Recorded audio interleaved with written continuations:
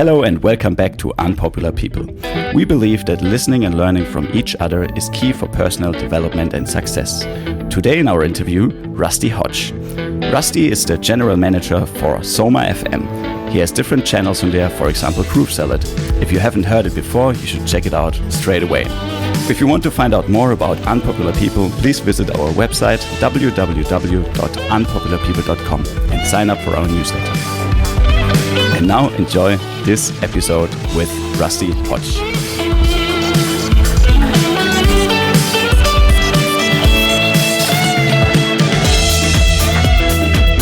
All right. Hello, Rusty. Hey, how's it going? Good. How are you over there in California? Well, it's actually a really beautiful day here in San Francisco. Blue skies with a few little clouds, and it's surprisingly warm for this time of year, which is a little scary. You're in winter at the moment, are you? We're in winter, and normally at this time of the year, it'd be about 10 degrees colder than it is, but, you know, things are changing. For the short term, I don't mind it being a little warmer, but for the long term, I find it very worrying. Yeah, it is for sure. We've had quite a drought here in California as well, which we really need the water, and when we don't, get the rain we're supposed to get in February, it didn't rain at all in February so far, so it's a little scary. Yeah, things are changing. We sometimes have to adapt. Sometimes, we have to change things around us to, make things better. But let's start from the beginning, because some of our listeners don't know you, and we usually start with the same question, and it is, where were you born, and how did you grow up? Like, maybe you can tell us a little bit about your childhood.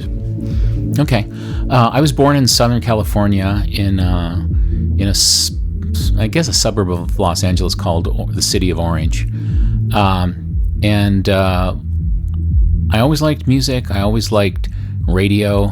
I was lucky enough to get a tape recorder. My grandfather bought me a tape recorder for my birthday or Christmas something when I was pretty young, and I had so much fun playing with that tape recorder. And then at one point in time, I was probably like maybe around 8 or 9 at this time, we lived very close to Disneyland. And at the Disneyland Hotel, there was a radio station that had their studios in the hotel for a while. The station was KEZY. And my dad took me there to look through the window and watch what they were doing, and I was mesmerized. I think that's when I said, I want to get into radio. Was it for you, like when you like children look into like a cockpit of an airplane, like when you see all the buttons and things? And it was that kind of... It's like, because I already had a tape recorder. This is even better than a tape recorder. And so, I'd listen to the radio a lot, and I really liked listening to the radio as a kid. And then seeing it made just was, very exciting to me. So, I went on to do things like, I started a little pirate radio station in my neighborhood. It only transmitted a few blocks. Mm-hmm. How old were you then when you did this? I was probably like 13 or 14. Uh-huh. Maybe 15. It was, before I was 16.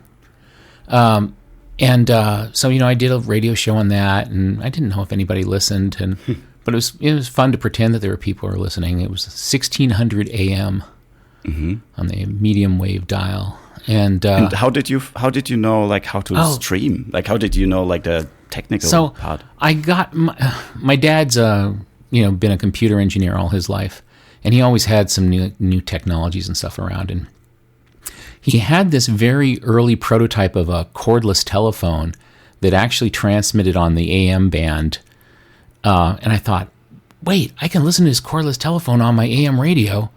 I bet if I hooked up the output from my tape recorder to the where the phone jack would be on this thing, it would work, and it did. What? And so I kind of lucked into creating an AM transmitter that way.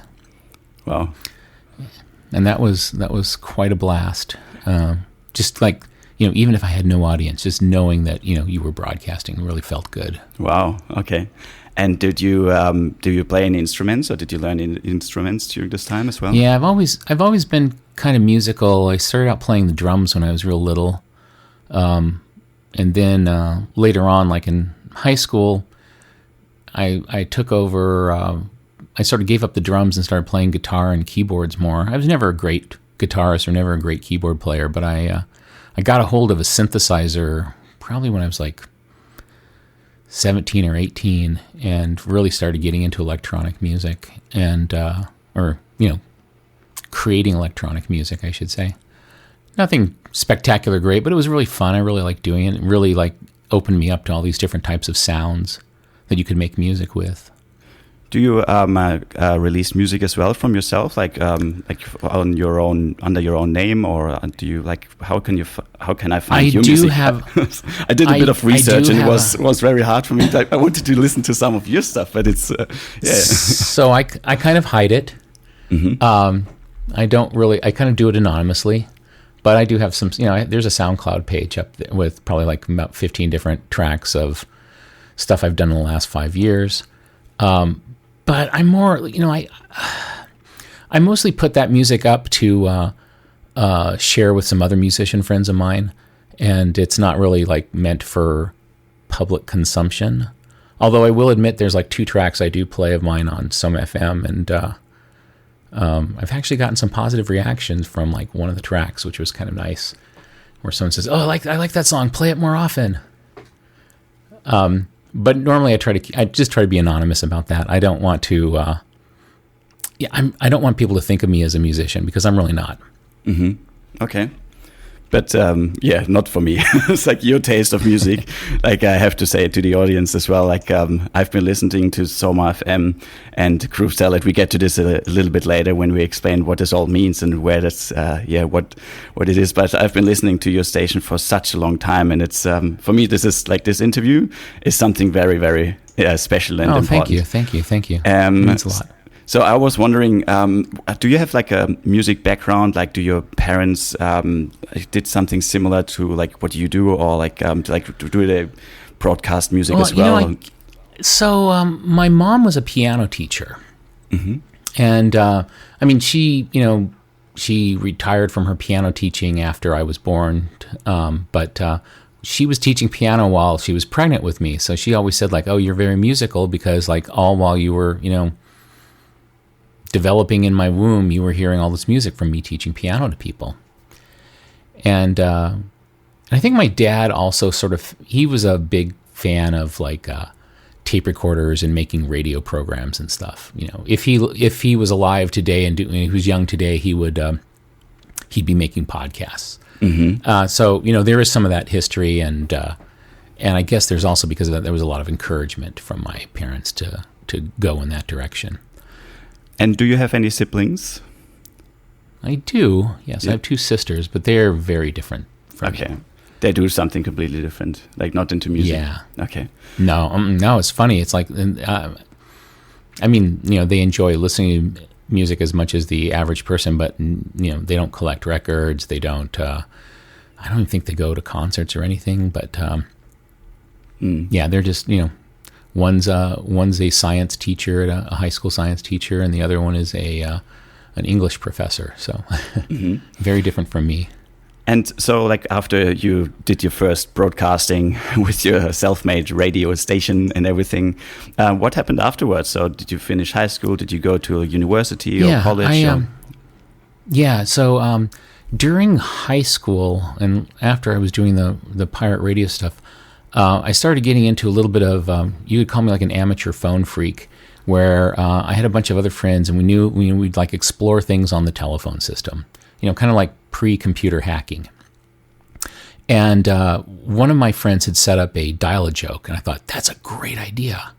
So I kind of copied him, and I figured out a way to build an answering machine with a lot of his help that would, I use these modified 8-track cartridges that we would have 3 or 4 different little 30-second, 40-second comedy routines on them. And so you'd call up, and it would play you one, then it would hang up. And you could call back and it'd play another one, you'd hang up. And that introduced me to, there was a large number of people spread around the country that were all doing, kind of like we're doing in podcasting now, but, they were doing it over telephone lines, recorded telephone entertainment, they called it. So after I did the dial-a-joke, I started doing a thing that was like a radio talk show where we had 2 phone numbers. One was just a normal answering machine where people would call in and talk about something they were interested in. And then I would take all those, edit them together, and put in my own commentary, add some production music and other stuff around it. And then there'd be another number you'd call into, and then you could listen to that program. So again, it was sort of like a precursor to podcasting. Not really scalable, right? Because if you had a 30-minute program and only one person could listen to it at a time, what's that? 50 people a day maximum listening to it. And to listen to it, like, you'd often have to call in, you get a busy signal, and you call back 5 minutes later, and luckily maybe you'd get in at some point in time. Not nearly as easy to listen to as it is to listen to a podcast these days, or internet radio or anything. Yeah, make it very. But convenient. Again, it was like it was a real fun thing to do, and it just kind of reinforced that I really enjoyed doing, like, well, I don't want to say social media, because this is before social media type things, but a media interaction with, like, lots of people. So, and then after that, when I went to college, I went to Chapman University in Orange County, and they had a radio station that had been off the air for like 5 or 6 years. So I found one or two other people who were interested in getting it started. One guy was the business person. The other one was he later went on to be a producer for a very large rock radio station in Los Angeles. He was sort of like the programming guy, and then I was doing more like I was acting as like the general manager and engineering manager of the station. So I would do things like we built the station. I designed it and got all the equipment together, and we hired a contractor to build us a room in one of the college's buildings that made the studio. It was a blast, and I organized about, I don't know, between probably like 40 and 50 different people. Turns out there's like this huge desire for people to do radio shows. Yeah. And which year are we really talking? fun. Which year are we talking about? This was in the early 80s. Mm-hmm. So I can't remember the exact year. Probably like 81, 82. Mm-hmm. But yeah, we had a lot of fun with the getting people on the air and helping them do stuff. And I did a lot of education, like told them what I had learned, the hard way from doing things wrong. Mm-hmm. I mostly told people what not to do because it didn't work, because I'd already learned that was not the good thing to do. And we were loosely associated with the theater department, so we got a lot of extrovert personalities who were really fun and enjoyable to do radio shows. And some of it was talk programming, and some of it was a combination of music and talk. And this is though when I learned that radio was not all it was cracked up to be as a career, because when I went on to try to find some job and work in radio, did a little internship in it, I found out that the only way to make money in radio was to be on the ad sales side. It wasn't to be on the programming side, and it wasn't even to be on, even like the general manager of a radio station usually got to their position from being in sales first. So that was a very frustrating reality dose for me. And it kind of made me feel like, yeah, I'm never going to be successful in radio unless I can run my own radio station. And, in the mid 80s, late 80s is when all the American radio deregulation happened, and all the corporations came in and started buying up all the little small radio stations. Instead of, in the old days, there were rules that you could own 7 FM stations, 7 AM stations, and 7 TV stations at the most. And that got changed, and suddenly you could own an unlimited number of stations. And it ended up turning, that, in my opinion, is what destroyed over-the-air radio in the United States. And it just kind of got a sad, depressing, kind of gave up on it. I did have one more job at another small radio station that was like, at that time, like one of the last few mom and pop owned radio stations, which was kind of fun. But again, it proved that there was like not even enough money in it to basically pay yourself a livable salary. So along the time while this was happening, my dad, being an engineer, a computer engineer guy from early computer mainframe days and stuff, he was running his own business out of our home for from the 70s on, and there were always computers around. So I learned a lot about computer technology, and I started doing a few things like trying to I did write some software for the Apple II computer to do things like manage playlists at the radio station and stuff. Nothing. It was clunky and not very good, but it just sort of like it got me kind of interested in that side of things. And then when the Macintosh came out and the first desktop publishing started, I'm like, wow, this is really cool. And so I started getting into that. I realized you could make more money in that being a desktop publishing consultant. And along the same time, like right after that started happening, the internet started to rear its head. And again, because my dad had, business in the computer technology area, we were able to get an internet connection very early on. Like I think we had an internet connection like 1987 at his company. And so then we had like Usenet and all these like distributed bulletin boards and stuff like that. I got involved writing some software to work with that. And then I just was really intrigued with it, like using this new internet medium as a communications platform and all the different things you could do with it. So that was cool. That was fun. And then it wasn't until the internet started taking off a little bit bigger that I really started to see the potential there. So without going into too much detail in between there, I basically found like, hey, I know enough. Once the web took off, I'm like, I know enough how to build web pages for all these different companies, and I know a lot about the TV and radio industries. So I started acting as a consultant and getting jobs to do websites for TV and radio stations. And that was really a nice stepping stone to where I am right now, because it gave me an opportunity to play around with things like really early streaming software. So I was managing the local CBS affiliates, or I guess CBS's owned station here in San Francisco, doing their early web stuff. And we heard about real audio coming out. And the engineering director of the station was also very intrigued in that. And he said, like, hey, Rusty, if I buy this software, can you set it up? Because it was like $1,000 to buy the streaming software. A lot of money at the time, it seemed. But we got it and set it up and started putting up all these recordings. They were fairly popular. It still was like, the audio quality was horrible. It sounded like a distant AM radio station, garbled, or a bad self-call. But it showed that there was, this is going to get better. This is going to get better. And then, after a few years, and, I ended up working with a couple other companies and getting them into streaming early video and early audio stuff.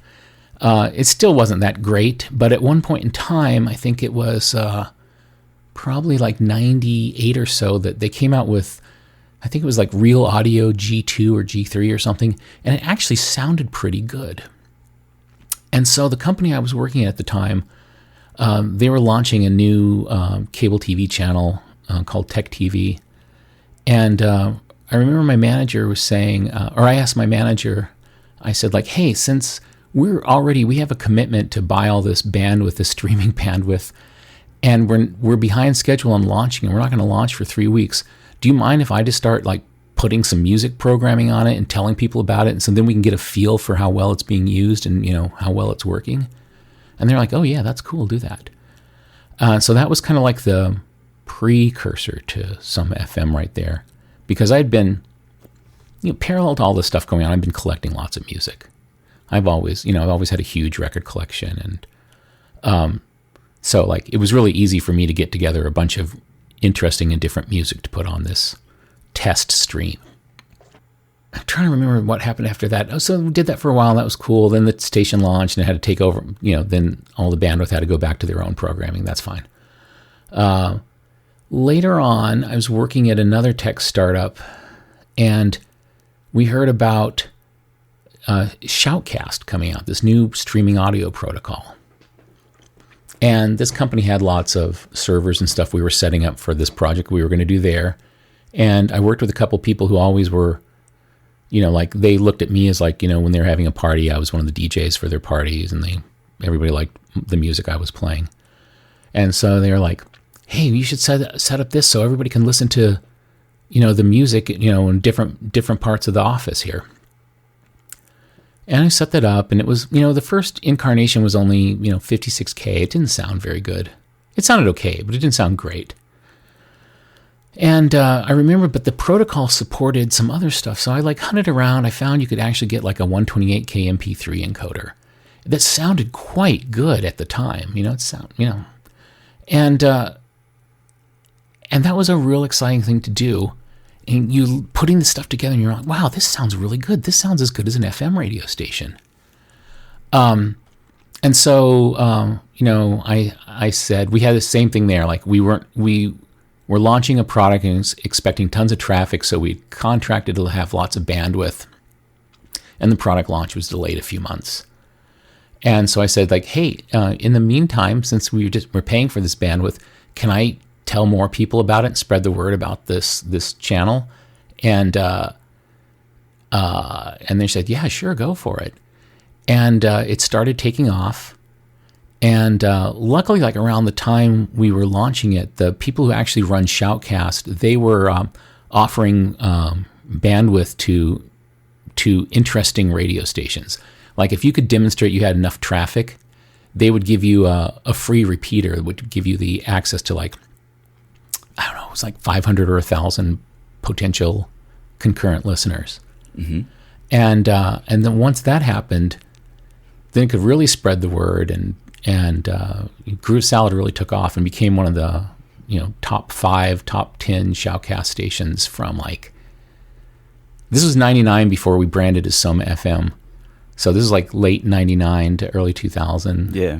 And just really shot up there. And then there were 3 channels that I was doing altogether. It was Drone Zone, Groove Salad, and Secret Agent. Mm-hmm. Okay, they still exist today. And they still exist today, yeah. Wow. So, and that's kind of how it, and basically once I realized I've got a radio network here, I should give it a name. Mm-hmm. And SomaFM came to mind because my consulting company was called SomaNet. So Soma.net, the consulting company, was named that after the South of Market district of San Francisco, which is an area where I lived in, where all the tech stuff was. And then I remember reading Brave New World and how Soma was the drug that everybody took while they danced to the electric music machine. Mm-hmm. And I thought, oh, that's really good for a radio station. So cool. So I loved that it had both things. It was playing up Soma for South Market here in San Francisco where we were, but also the whole we're dancing to the electric music machine or the electronic music machine. I can't remember the exact details, but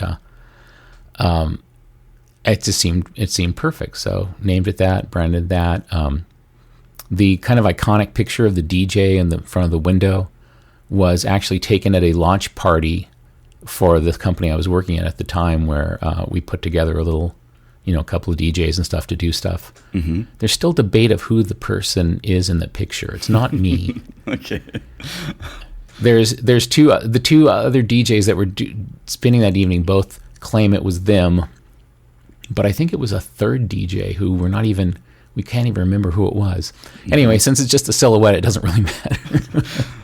But that's so interesting because I usually don't write down many questions before I do an interview with someone on our podcast. But I wrote some questions down, and it's so cool that you just answered so many of them, with SomaFM. Where does the name come from? Is it connected to Brave New World? What's the picture of SomaFM? All those questions I had for maybe the last 20 years.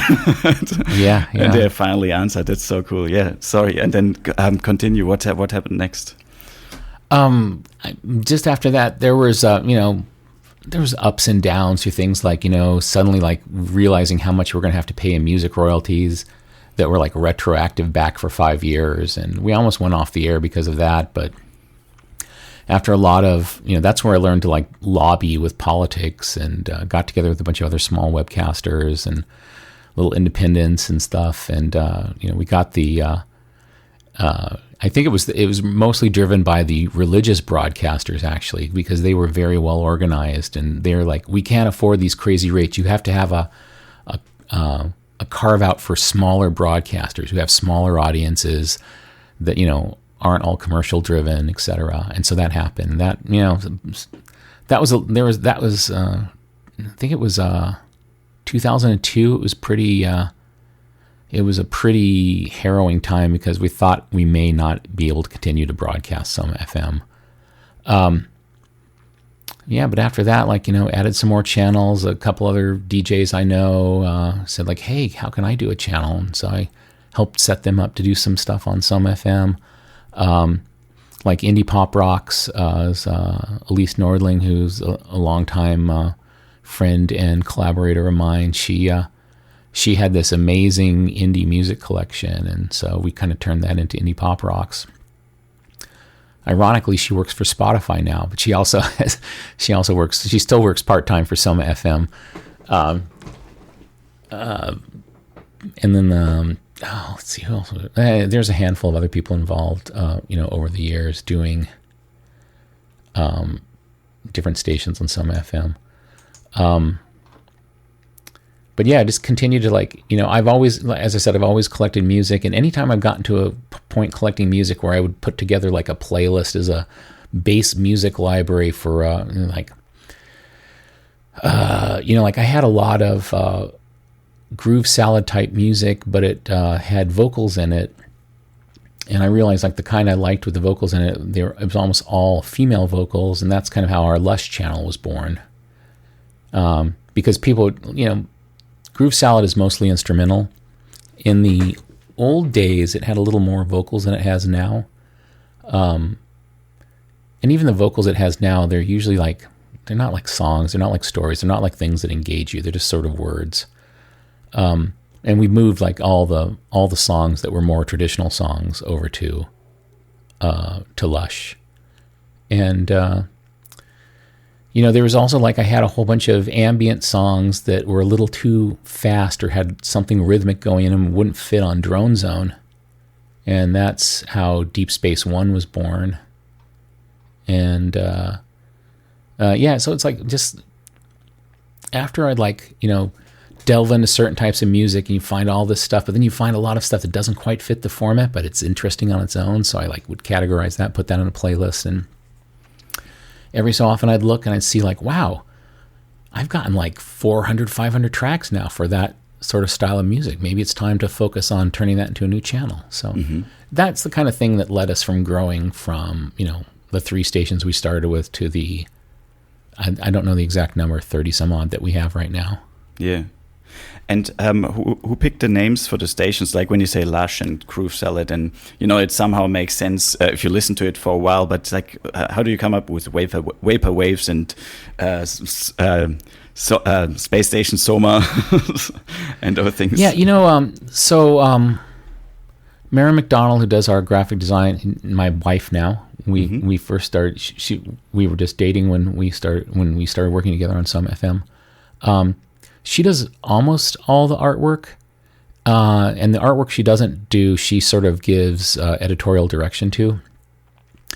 There's a couple illustrators we work with, and I'll vet some really random ideas, for our Christmas channel. I'm just thinking it's a DJ Santa Claus, and then she'll say something, or Santa Claus holding a vinyl record or something like this, and they think, oh yeah, that sounds good. And then then that one got given to our Josh Ellingson, who's done some of he does the non-photographic looking illustration stuff. So he did Click Hop and Suburbs of Goa and Illinois Street Lounge and I'm trying to think, Heavyweight Reggae. So basically, then Marin and I will hand off to him this rough idea, and then he comes back with a couple things, and then she picks the one she likes the most.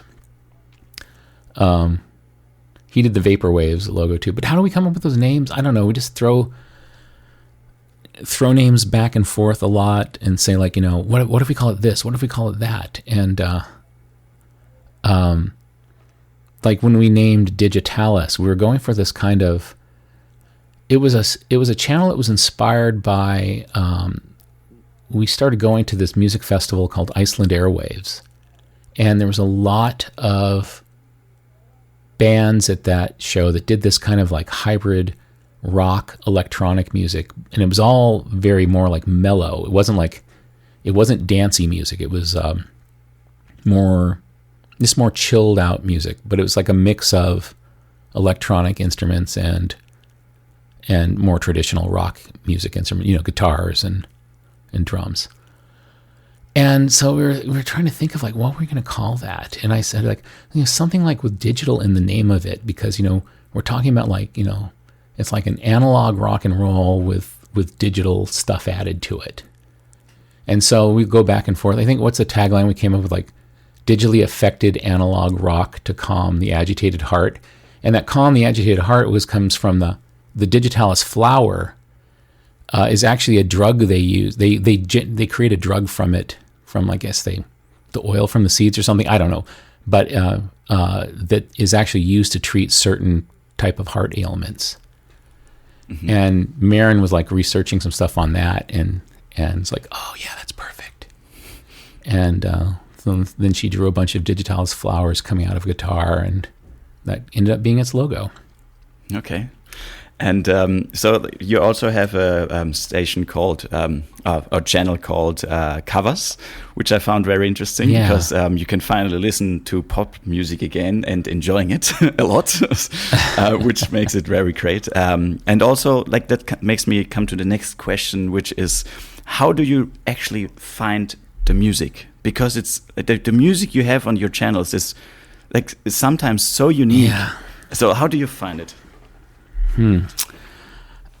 It's a little hard to say because it's changed drastically over the years. I mean, in the very early days of SomaFM, well, I should say the pre-days of SomaFM, it was all, spent in record stores, flopping through albums and looking for different stuff and, looking for clues like if it might be a good CD by who produced it, or with a lot of the electronic stuff that came out in the 90s, you could pretty much look at the label and know what kind of, different record labels, they always would pretty much release the same kind of music. So often if you liked something that label released, you'd like some other things that you hadn't heard that they'd release. So that is how I originally did it. Then like around the 2000s in the Napster area, or Napster period, I should say, that became a good tool for finding stuff, although the quality of things on Napster was, often questionable. But it was a great way to like sample a ton of stuff before you could sample things. Like you'd hear like, oh, what about this artist? I like that one song they did, but they've got 4 albums. I wonder how much other good stuff is there. And so you just download them all and listen to it. And if I found the album that had good tracks on it, at that point I would go and buy the CD. Nowadays we just buy digital tracks. But like there's a couple different ways to find music. Like I used to use allmusic.com as a good resource because it was really interesting to see like what writers, what producers, what different people worked on the albums. And if you liked some stuff that those same people had worked on, you probably would like the other stuff they worked on. So that was a good way to discover new music. At a point in time, Amazon's recommendations were a good starting point. Like, people who bought this CD also bought this one. Mm-hmm. You had to take a lot of risk back then, right? Because you didn't have a way to hear it. Although sometimes you could say like, oh, people who bought this one, and then go find that one on Napster or, a similar service and listen to it and say, oh yeah, that's good. Let's get that CD. Nowadays, I mean, SomaFM has gotten to the point where it's got enough of a reputation. A ton of people send us music, and which is kind of a blessing in disguise because there's so much music I have to listen to, and frankly, like at least half of it is bad, and another large chunk of it is not really appropriate to any of our channels, and But you got to hunt through that to find the good things. And unfortunately for me, there so many times someone will send me an album of 10 tracks and there'll be one good track on it and the rest are not good at all. You can kind of almost like imagine their whole career, like these are the songs I've been working on for the last 3 years, and like, you know, the one that's really good might be the very last song they actually recorded, and you can sort of see them getting better as they make the songs on the album, but it takes a while to, you know, it's hard to go and listen to all that stuff, and you can't just, I mean, you can sometimes listen for just like 10 seconds and say like, oh yeah, no, that doesn't work at all, but other times you have to listen to it for quite a while, and then really what I end up doing is I don't add something to SomaFM for the most part unless I've heard the song 2 or more times. So I'll sometimes go through and take a quick pass at things, just kind of playing in the background, not really paying attention to them. Then I'll go start, and we call it needle dropping, where you play like 30 seconds from the middle of the song, and then see like which one of those grabbed me, which means like the first time I played it, it sort of stuck in my unconscious, and now I hear it and I go, oh yeah, that's good. And then, you know, to the other fact, sometimes you'll hear a song, and the second time you hear it, you'll like, ooh, it's so annoying. You know, I'm certainly not going to play that song. So, you know, these days, you know, I also get a lot of recommendations from other musicians of like, hey, my friend did this album that I really like, and you're playing my music on Groove Salad or Drone Zone or whatever, and I think his might fit as well. Can you give it a listen? So that's a good way to find stuff now. Okay. And, you know, also with the streaming services, with Apple Music and Spotify, it's so easy to go through and just sample a ton of different things. Like you might hear something that sounded interesting and you go, you know, click on it and it's like, oh yeah, that's pretty good. And then it gives you some other recommendations, which are usually horrible. But I find that like on Spotify, about 1 out of 10 recommendations they give me is actually pretty good. Mm-hmm. Yeah, the and algorithm sometimes helps, yeah. You know, I find their algorithms are, you know, Apple Music and Spotify both, their algorithms are very different, but they also are just, if I was only using that, they'd fail all the time for me. But as far as discovery goes, they help me narrow things down, right? Because they're helping me like, oh, maybe one of these 5 or maybe one of these 10 would be good. And you listen to them. Oh yeah, you find like 2 good tracks. Yeah. And that's kind of the process. Yeah, I realized this as well. Like when, like a while ago, and I listened to different music on Spotify, and but then in the nighttime, I usually played like some sleep music or something like this. But then the algorithm started to change, and it recommended me like all sorts of sleep music, and I'm like, well, during the day I'm not really into sleep music, so that doesn't really help like discovering new music. So, you can actually imagine my problems that I have with Spotify on the recommendations they give me. Unless their recommendations only work good. The way I found to make it work is I start creating a playlist on Spotify, and then it will give me recommendations for that playlist rather than my overall music listening.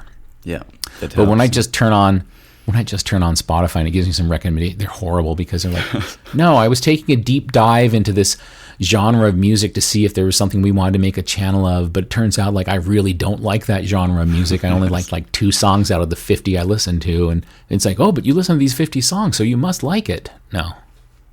There's a song I heard on Groove Salad, which is from Dobie, and it's called Way Over. And it's absolutely brilliant. And I did some research to find out more about the artist. And I think it's like a hip hop artist from the UK. And the only place I could find the music was on YouTube and Bandcamp. So how did you find something like this? Wait, which track was that? Way Over? Yeah, Way Over from Dobie. Dobie. Yeah. Wait, hold on. Oh yeah. That. Because the rest of that came off of a, that's something I ripped myself. So that came off a CD. Mm-hmm. That came off a CD, and gosh, where did I find that? AM Eternal, 3AM Eternal. Where was that released by? I think that might have been a compilation. Because the rest of the music that I like listened to from Dobie, because I thought, oh, there must be more. I think it was like some hip hop and rap that I'm not so much into. So I was like, how did this end up on the station? Like, how can you find something like this? This is absolutely brilliant. Well, that was on a compilation. it was on a compilation called 3 a.m. Eternal. Mm-hmm.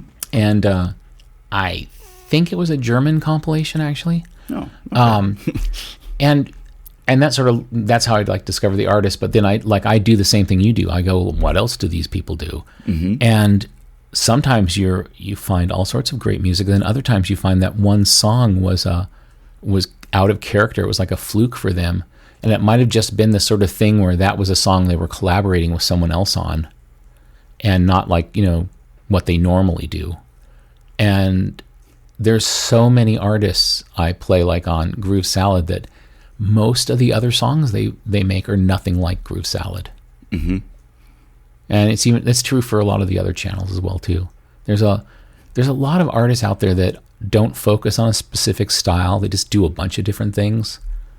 And then if you like one of those tracks, then you listen to the other stuff they do, it doesn't sound anything like that track. It's not even in the same, vague genre. Yeah. And it's I also experience listening to the stations days. It goes through a certain genre, or like it has like a straight line, and then there's like this particular like one song that's a little bit outside, but you can still use it. Like for example, this one, it's like very instrumental and very like like more classical, but it fits perfectly into the rest of the sound. Do you have did you program like an algorithm in the playlist to do such things, or does it just happen randomly?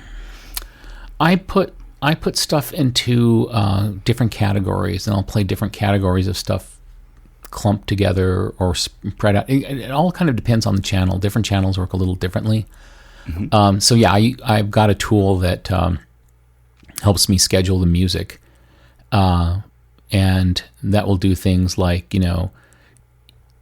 it basically lets me put all these different criteria. Like, okay, for today's playlist, I need to come up with 24 hours of music. I don't want to play any songs that I played in the last 48 hours.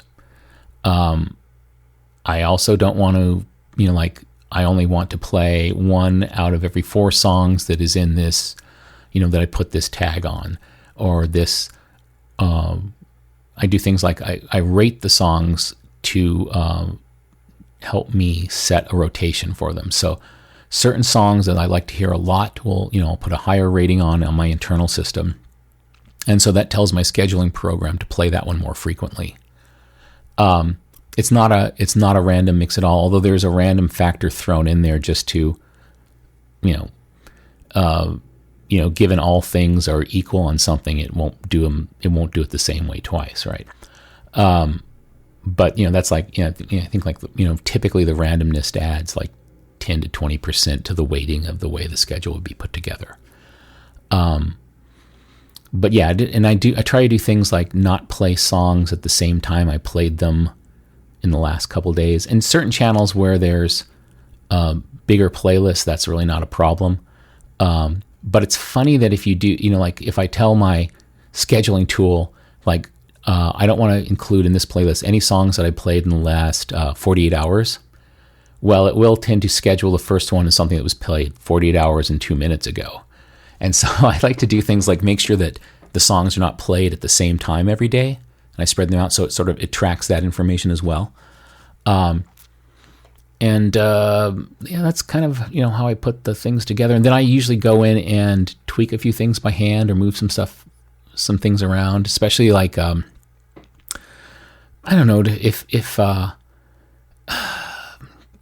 if something like is in the zeitgeist, or there's like something happening like you hear lots of people talking about on Twitter, and think, oh, we have a song that would fit that really well, I'll go, even if I played it like yesterday, I'll go play it again. And a lot of times, like I don't get tons of email from listeners about making song requests and stuff, but sometimes I do. And if I think like, they request a certain song, I go, oh, especially if it's like a newer song I've added and I played it like yesterday and someone's requesting it again today, I'm like, oh, well, that means some people really like it. So I'm going to play it, again, even though I typically wouldn't play something. So, Groove Salad, the whole idea about Groove Salad is you're going to hear about, you basically can listen all week and hopefully not hear repeats. Unless it's some new song that everybody loves and everybody wants to hear a lot of. like Tycho's very popular on Groove Salad, and when a new Tycho album comes out, people expect to hear a lot of the new tracks, right? Yeah. So I will play them more. Sometimes I'll play a track twice a day, but it's rarely more than once a day on Groove Salad. And it's also, the other stations like Fluid, I found very, very interesting, especially like this particular sound of like, it's very hard to describe, but it's like, it sounds very like it uses synthesizers, like the vocals are use vocalizers, and like or vocoder. Vocoders, yeah, sorry, vocoders, and you can really hear that it's very modern music, but like it's still like let's say like a traditional building up of the songs. So like they have like floors and stuff. So it's chords, choruses, very standard, like traditional song structures, but with more electronic sounds in them. Yeah. Yeah. And the beats are great. For us, it's perfect. Like we usually wake up with Fluid. It's it makes the day more fluid. So that's what you usually say. Yeah.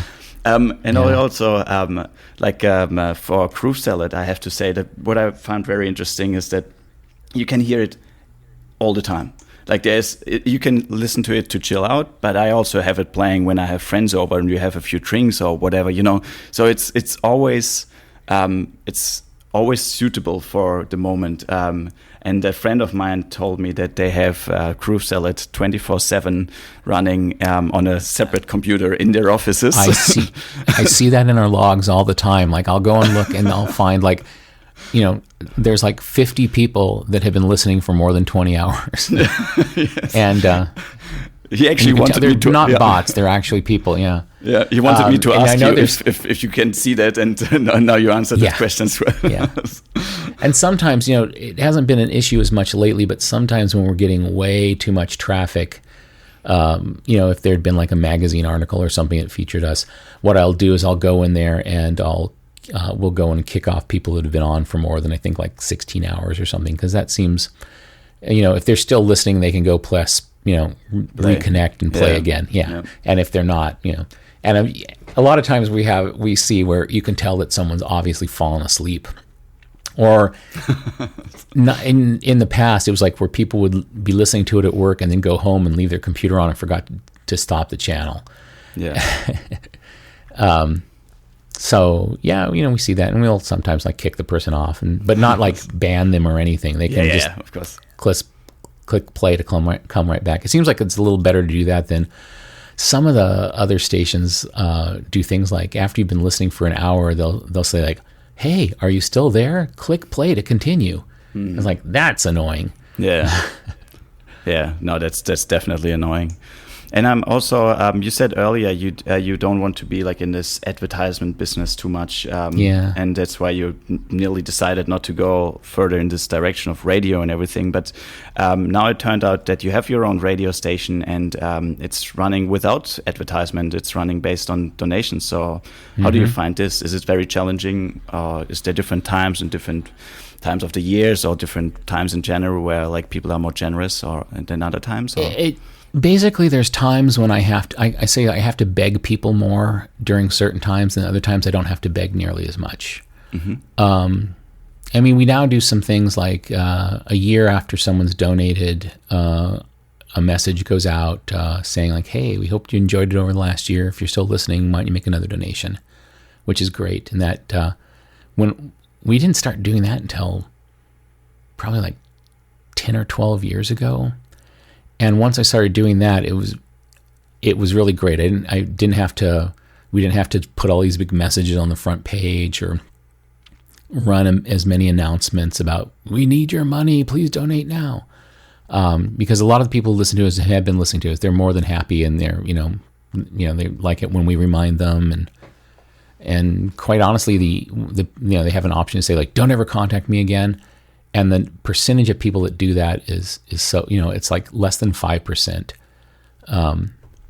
which is, I think, really, really great. It shows like we have a very dedicated, supportive audience. And 100%. I got to say, I love our audience. Our audience, I can't imagine having a better audience.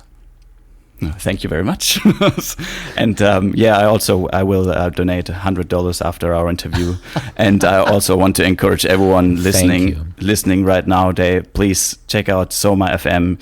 It's been a great part of my life, and I really want everyone to join in. It's really like you guys, like the music that you pick and choose for all different stations, for all different moods. Even if you can listen to Groove Salad all the time, but there's so many other stations which are really, really good. And I encourage everyone to go online and check out Soma FM and check it out. And I'm glad you like Fluid, because it's one of our newer channels, and it's not quite as popular as I would hoped yet, but it continues every month. Its numbers go up a little bit. So yeah, it's one of my my other favorite channels.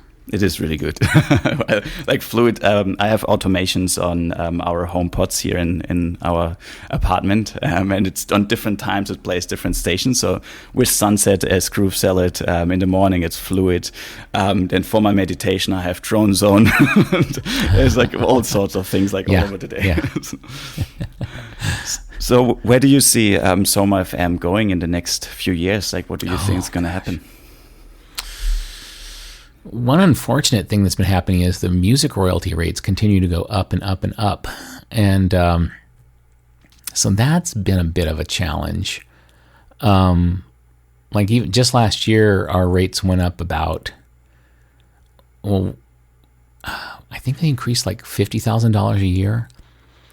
And every couple of years, the rates get adjusted. So they just did a big adjustment of all. There's like four or five different people we pay royalties to, and so that's the main challenge for me, because otherwise we're at a pretty sustainable level. We make enough money to keep things going, keep improving things, keeping our equipment maintained and upgraded. Buying more music, all that sort of stuff. But as the royalties keep going up, it cuts into our the rest of the budget we can afford to do other things with. And there's a lot of people ask, like, why don't you do this or why don't you do that? It's like, well, we don't have the resources to do that. For example, like, we don't have a dedicated Sonos application. And that's because, well, two things. You can still get us on Sonos by going through TuneIn. But to develop a Sonos app, it gets, we're not the experts on that internally. We have a software development team there's some part-time contractors who work on all our apps and stuff, but it's something that's not in their expertise. So I'd have to find someone new, and it's going to, to do something like that, it'd cost $20,000 probably to get it all, after all was said and done. I know somebody who's listening is probably saying like, oh, you can do it for only a couple $1,000s. But if that's the case, contact me and we'll talk about it. But it would be nice to have a little more money to spend on doing some of these other things. Like, Apple keeps threatening to open up the HomePods to running native apps on them. They haven't done that yet. Like, to listen to us, you're still basically going through TuneIn. And it would be great if we had our own one on there that could do things where you could even ask it, like, what song is playing right now, and or tell SomaFM I love this song, tell SomaFM I hate this song.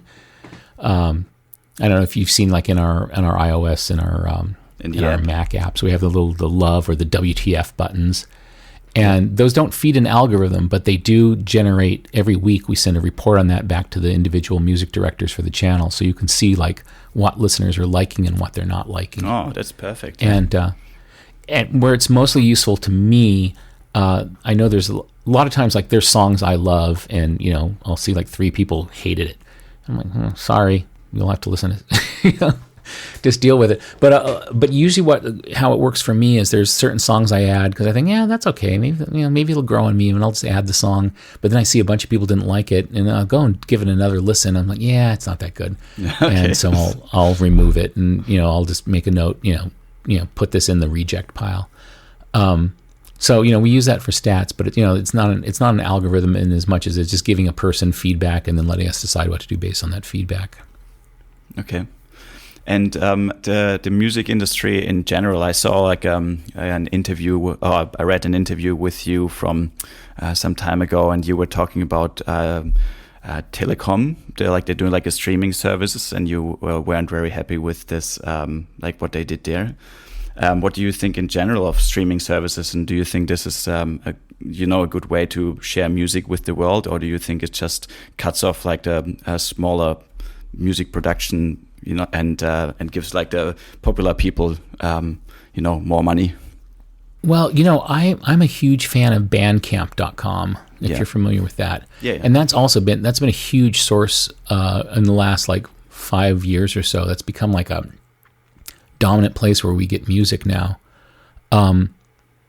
It's great because it's sort of somewhere in between, like, buying a digital file and having a streaming service, because you can stream the whole album there if you want, and then if you like it, you can buy it.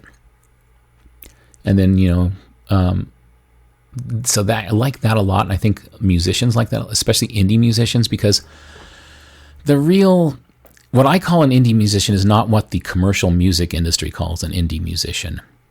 What I call an indie musician is someone who's like recording stuff in their bedroom, they're releasing stuff directly. Those are sometimes, if you're very successful at doing that, the commercial music industry refers to you as like an emerging artist.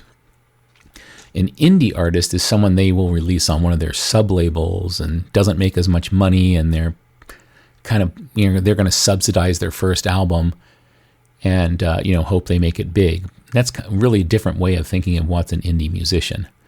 So Bandcamp is truly good for like, the person who produces their own music's working at home, or, in a small recording studio someplace and doing almost everything themselves. And, because of that, if you can sell 100 albums on Bandcamp and, make yourself like $500 or $600, and the cost of, there's really nothing up front. They charge you to do that. They take a 15 or 20% cut or something. That's about it. With a streaming service, like you really got to get a decent number of plays to make real money off of it.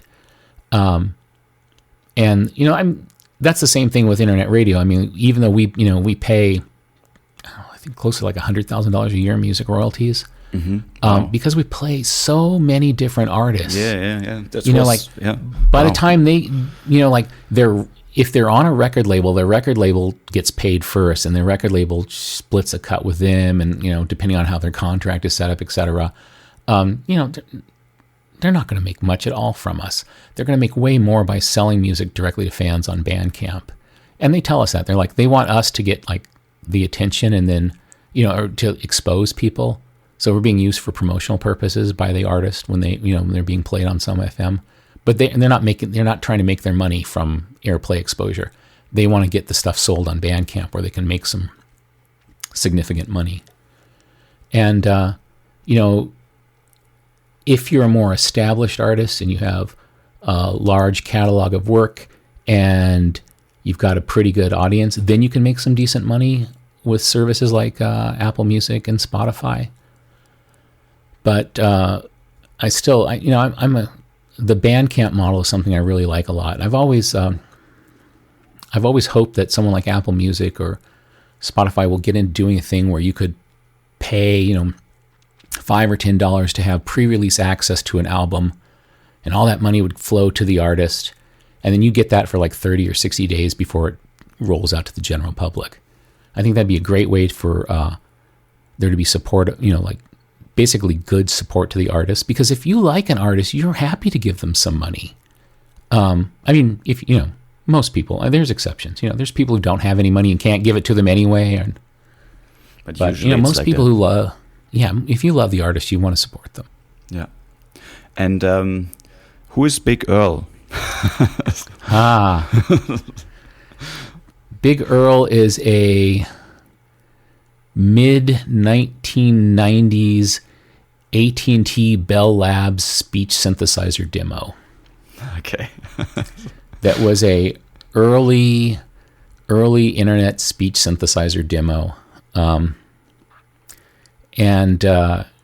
was like about 40 different voices it had, and then you could set all these different attributes, and I was playing around with it, and I came up with something.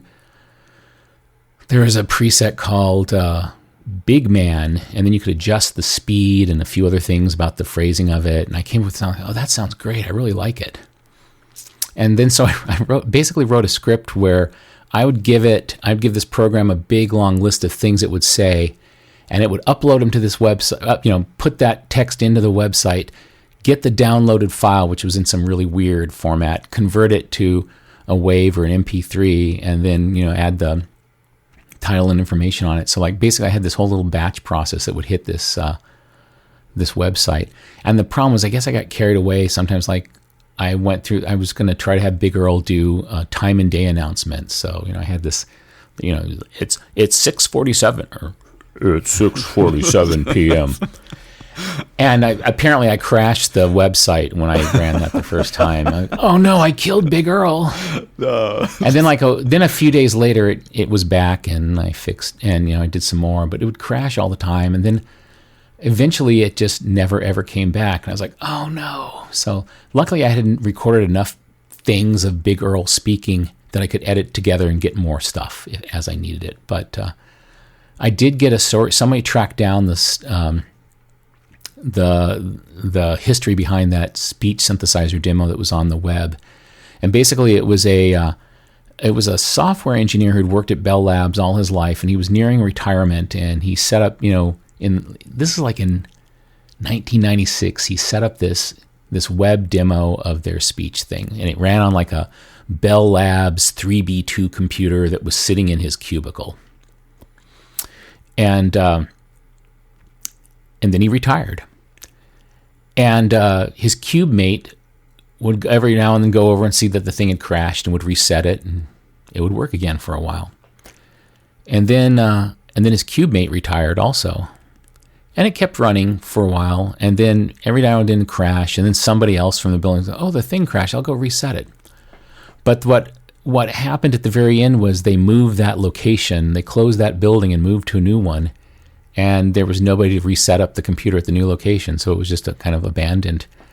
And one of our listeners had tracked that down, actually found some people who'd worked at Bell Labs, and asked about this speech, and that's how the story, we got that story together. All right. Thank you very much. That was probably way more than you wanted to know about Big Earl, wasn't it? No, that was fantastic. I loved it. Absolutely. It was because I heard this is Big Earl, and I was always wondering why Big Earl and everything. And now you gave me the whole backstory. That's great. Do you have time for a few more questions? Sure. Yeah. Okay. That's just some basic things. I want to know who are the people behind SomaFM, because you already mentioned your wife is helping you out with the cover, the artwork, and there are other people having different stations. So who are those people? How did you find them? So Elise Nordling, who does indie pop rocks and who does folk forward. I've known her for a really long time. She's been a huge music fan, and we're both music fans together. She always liked slightly different music than I liked, and so we do a lot of comparing of notes. And she'd say, I found this artist I think you'll really like, and I would do the same with her. And then so she's been working with me on SomaFM since the beginning, and there's been times where she was doing way more work or way less work. It's a part-time gig, and she's worked at a bunch of other places. But anytime she's been out of a job, I'm like, okay, come to work at SomaFM for 4 days a week, okay. And then she is her day job now is she works in music licensing and in royalty reporting. And she's just really good with knowing who all the artists are, who all the labels are, who are the contacts there. She's just got a head for the metadata behind all the music. And every time whenever she's available to work more way more hours for SomaFM, a lot of our stuff gets way more organized, which is great. But that's she was working at a San Francisco music rights company that got bought by Spotify. That's how she ended up at Spotify right now. So she doesn't, she only does programming, music programming for SomaFM now. She doesn't do any music royalty or anything like that. Let's see, who else is involved? Kampf, who's a DJ that we first met when we started doing DEF CON radio, and it turns out we had a lot of musical taste in common, and he's responsible for a lot of the programming on about half the programming on DEF CON radio. He's largely responsible for Fluid. Fluid came about with I was telling him I really like songs like this and this that I knew he liked as well, but they don't fit on Groove Salad or any other channels. And why don't we do a channel just for it? He was like, I don't know, I don't think there's enough music. But I would find some more stuff, and I said, what about this? What about this? And then I think I got him a little more excited about putting it together, and so now he, he does 90% of the programming on Fluid, probably 95%. Every now and then I'll send him something. This would be great for Fluid. Half the time he writes back oh yeah, I'm adding that next week. I already found that. Okay. Yeah, and DEF CON he also has this. Don't forget your 3, 2, 1. Yes. 3 hours of sleep, two hot meals, 1 shower. So he's great because what's been nice is he did a college radio show called The Nerd Show for many, many years in the Salt Lake City, Utah area. And then his college shut down their radio station for funding reasons or whatnot. So he's had a lot of, now SomaFM is his main focused creative outlet, which is great. And he's really a pleasure to work with because we're similar enough, but also different enough that we're always surprising each other with new stuff. So, that's great. And then Roy Batchelor, who does our Bootlicker channel, he's someone else I've worked with forever. In fact, in the early days when I was talking about doing all the things on the telephone lines and dial jokes and stuff, he was one of the people doing one of those. So I've known him for a tremendously long time. And he had actually started Bootlicker as an independent radio station earlier, shortly after SomaFM, and but then he got tired of running it and shut it down, and then he decided, no, I miss running it, I'm going to start it back up again. And at that point I said you can do it on the SomaFM servers now, you don't have to pay some other company for that. And he's like, oh, cool. And he really got into it for a while, but Roy has he gets really excited about certain things for a while and then kind of burns out on them, like a lot of really creative people are. So I told him, I said, nope, I'm not letting you shut it down this time. I'm going to keep it going. And he's like, all right, fine, whatever. And then 6 months later, he's like, okay, I want to do this more again. And I go, well, good thing we didn't shut it down. So our kind of agreement is right now that if he loses interest in it, I kind of take the reins for a period of time, just keep the playlist updated and keep things going. And then he'll. Then when he gets in the mood for it, he comes back and does a whole bunch of stuff for it. He's well connected in that scene, knows a lot of those artists, he travels around going to their shows and things. So, he's kind of perfect for that role. Let's see, who else? Dion Garcia, who does 7-Inch Soul. He does our Jolly Old Soul Christmas channel. He does the Heavyweight Reggae channel right now. He's a local San Francisco DJ who does a lot of, he's really into collecting obscure, weird 45 RPM records, and he has these these monthly meetups with other people where they come and they all take turns digitizing everybody's new super rare. I spent $150 on this record at an auction kind of thing, he's great. Milkman, who does the Trip. The Trip was originally started by a guy named Tag Loomis, who used to work for Shoutcast, and when AOL bought Shoutcast and Winamp and started shutting that down, he asked me if he could bring it to SomaFM, and he did. And then things were going on in his life, and he decided he was not going to have time to do radio anymore. And Milkman had been working with him for a very long time, helping him with new music and stuff. And so Milkman took over. Who else? Sean Blosser, Beat Blender. Sean was running Beat Blender independently shortly after I think we started SomaFM. And then then he took it off the air, I think, when if I remember correctly, when the royalty stuff came down, and everybody realized, oh my God, I'm not going to be able to pay it was going to be, for like a small station, it was going to be like $10,000 a year. I'm like, oh, I don't have that kind of money. So I said, he was helping me out with some technical things on SomaFM because he was a network engineer at the time. And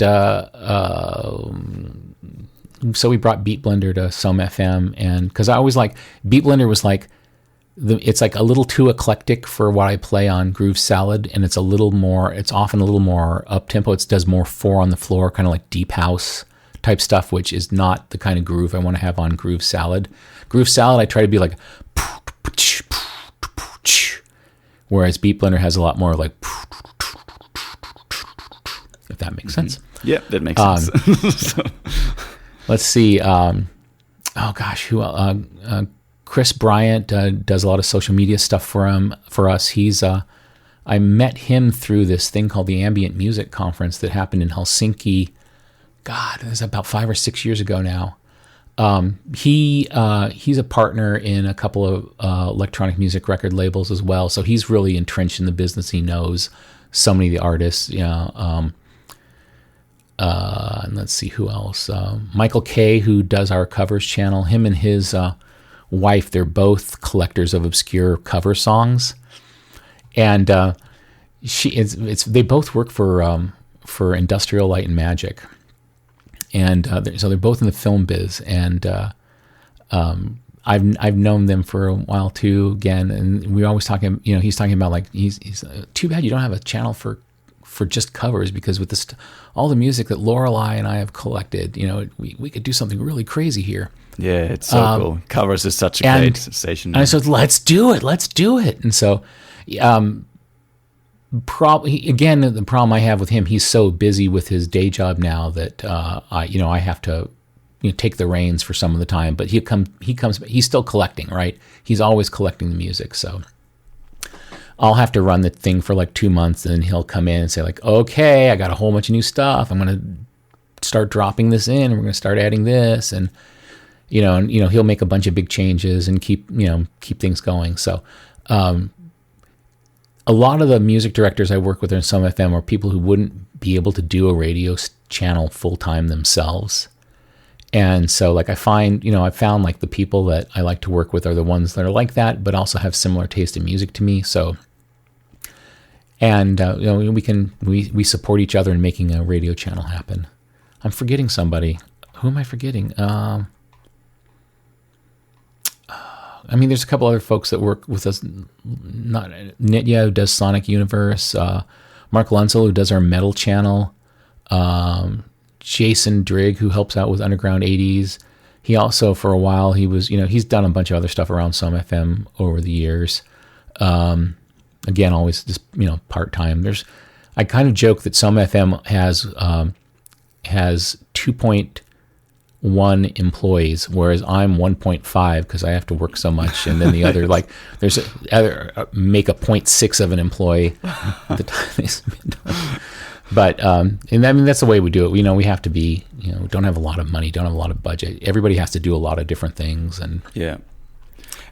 And do you work from home, everyone, or do you like have a studio where you meet and do? Yes and yes. So okay. we have an office studio. We use it to meet up. We use it to do, we've got a couple of Pro Tools stations there and lots of microphones and some synthesizers and other stuff for when we want to do station IDs and background music. And it's also kind of like our business office and where all the merchandise and the T-shirts and mugs and stuff come out of. Most of the DJs work remotely.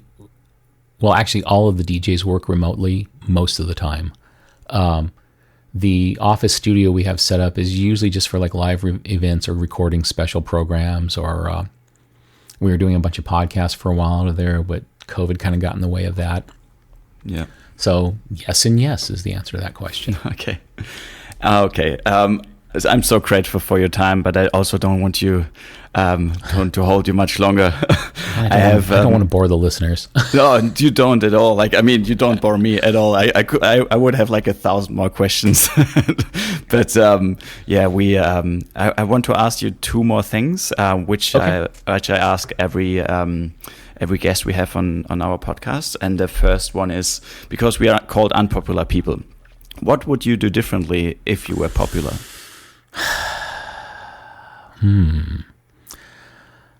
I kind of like staying in the background.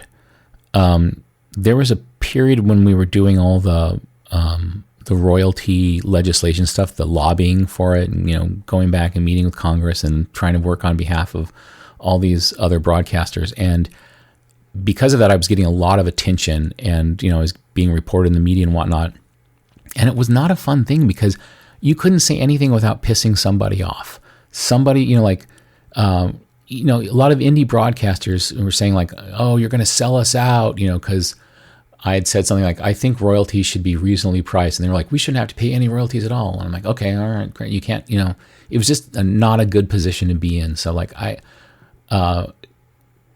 if I would, what would I do if I was popular? I'd be trying to be more anonymous. Okay. Mm-hmm. Cool. And the other question is that we usually ask, or that we always ask, because the best thing to change something, and we talked about this earlier when we talked about the weather and the global warming, or like different temperatures, or whatever you want to call it. So the best way to change things is with education. So if you could have an impact on the education system in the US or anywhere else in the world, what do you think the schools are missing? Oh, that's a complicated question. It could be anything. It could be from So I think what I would say is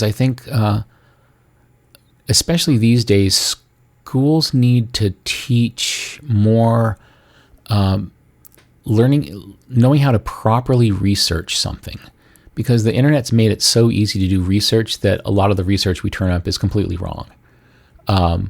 Because you just look at the first few search headings. You didn't have a detailed enough search. You're not asking the question like, who is actually writing this thing, which I'm basing my the research I'm doing on.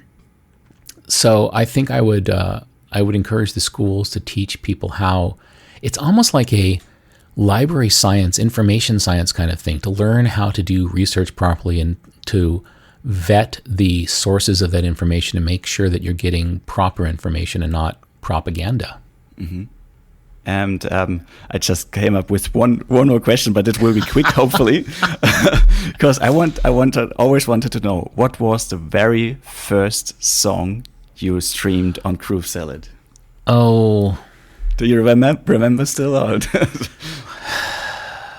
because there were so many like false starts and trials, I'll tell you I can give you an answer that's a little more accurate. How about the artist that inspired Groove Salad? Yes, please. And that would be an artist or a band called Fila Brazilla, which is mostly a duo of Steve Cobby and Dave McSherry.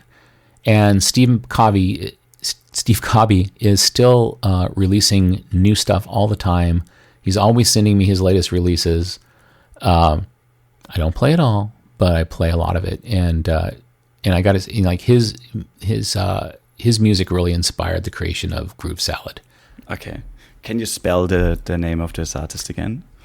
Fila Brasilia, Brazilla. Yeah, got it. Brasilia, via Brasilia. Yeah.